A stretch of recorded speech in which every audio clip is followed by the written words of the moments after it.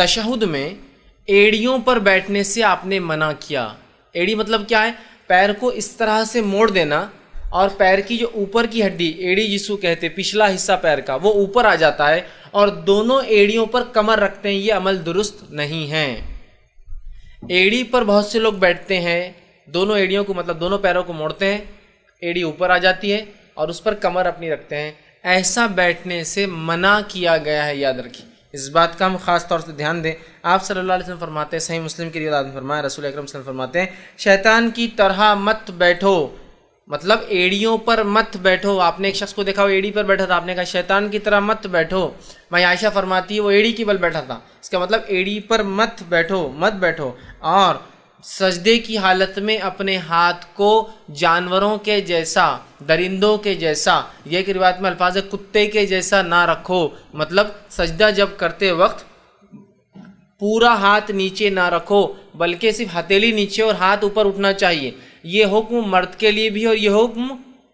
عورت کے لیے بھی ہے۔ بہت ساری عورتیں جب سجدہ کرتی ہے تو بالکل وہ درندوں کی طرح، جانور کی یا کتے کی طرح، یہ دو پورا ہاتھ اور پوری کونی زمین پر لگی ہوتی، نہیں، کونی زمین سے اٹھنا چاہیے نماز کی حالت میں۔ نبی اکرم صلی اللہ علیہ وسلم کو دیکھا گیا، آپ نماز میں سجدے کی حالت میں جب ہاتھ ٹیکتے تو کونیاں اتنی اٹھ جاتی کہ آپ صلی اللہ علیہ وسلم کا کپڑا اگر لباس چھوٹا ہوتا تو بغل کی سفیدی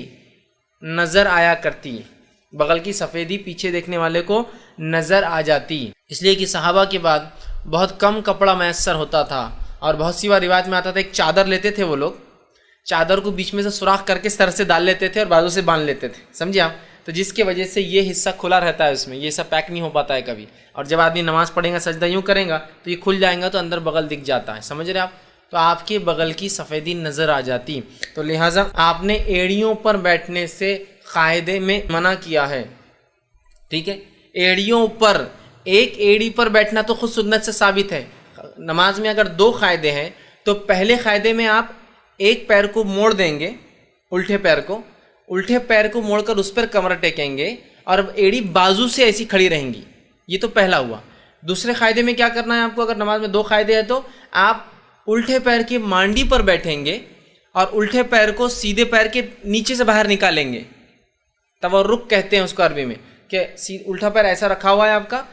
معاف کرنا، سیدھا پیر اور الٹا پیر کہ مانڈی پر آپ بیٹھے ہیں لیپ پر، اور وہ پیر ٹیڑھا ہو کر ایسا باہر، جیسا عورتیں ہمارے پاس کرتی ہیں عام طور سے، مرد نہیں پڑھتے ویسے،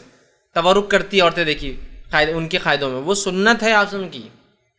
تو بہرحال وہ کرنا چاہیے۔ تو ایڑی پر بیٹھنا نماز میں درست نہیں ہے،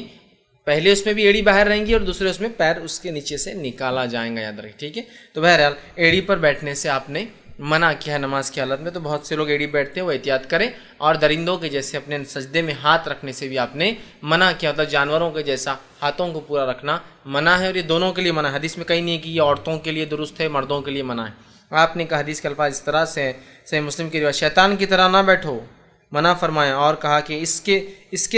سے بھی روکا کرتے کہ انسان سجدے میں درندوں کے جیسا بیٹھے، اور تقریباً درندے یا جانور جس کھولیں گے، جو جیسا کہ بھیڑیا ہے، کتا ہے، شیر ہے، یہ درندے جو کھاتے ہیں دوسروں کو، یہ سب ایسا بیٹھتے ہیں، ہاتھ نیچے رکھتے ہیں، تو کہا درندوں کے ایسا نہیں، ہاتھ اٹھانا چاہیے، ٹھیک ہے؟ اس بات کا ہے۔ اب وہ کام جو نماز کو باطل کر دیتے ہیں،